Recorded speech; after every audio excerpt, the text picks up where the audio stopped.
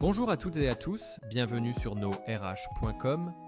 L'intégralité de notre activité est dédiée depuis 1996 à recenser et rendre lisibles les parutions, ressources humaines, législatives, réglementaires, jurisprudentielles, applicables dans la fonction publique territoriale.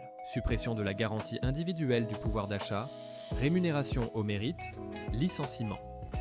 Nous attirons votre attention sur les déclarations du ministre de la fonction publique à l'occasion de son audition devant la commission des lois. Un point clé abordé par le ministre est la suppression de la garantie individuelle du pouvoir d'achat, une indemnité créée en 2008 pour compenser le faible rythme de progression des salaires par rapport à l'inflation. Le ministre a rappelé que ce dispositif, initialement prévu pour 2 ans, n'avait pas vocation à être maintenu indéfiniment.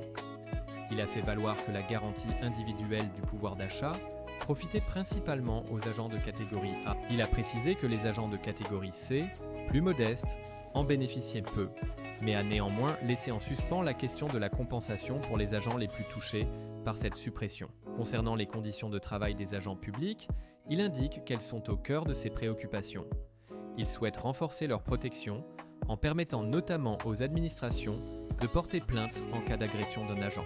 Le ministre a aussi évoqué des mesures pour faciliter l'accès des fonctionnaires au logement social, sujet sur lequel des conventions ont déjà été signées.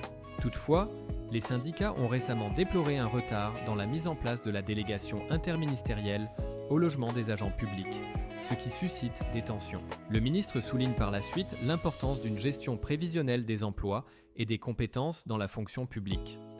Il critique l'approche réactive actuelle qui ajuste les effectifs chaque année lors de la présentation du budget. Le ministre a confirmé sa volonté de développement de la rémunération au mérite et l'assouplissement des modalités de licenciement pour insuffisance professionnelle. Ces propositions, bien qu'éruptives, selon ses termes, visent à rendre le service public plus attractif et à encourager l'efficacité. Il mentionne aussi la suppression des catégories actuelles, A, B et C, pour les remplacer par des filières professionnelles, ce qui fait partie des discussions à venir avec les syndicats. Enfin, le ministre a insisté sur la nécessité d'une concertation avec les syndicats pour déterminer la forme finale que prendra la nouvelle réforme de la fonction publique. Retrouvez toutes ces informations sur nos-rh.com. N'hésitez pas à découvrir notre site, à nous laisser des commentaires et à nous contacter pour toute demande ou renseignement par l'intermédiaire du formulaire de contact à votre disposition sur le site. Vous pouvez également écouter nos podcasts, dont le dernier qui parle des enjeux du dialogue social pour la fonction publique en cette fin d'année 2024. Merci pour votre écoute et votre intérêt grandissant pour nos publications. À bientôt.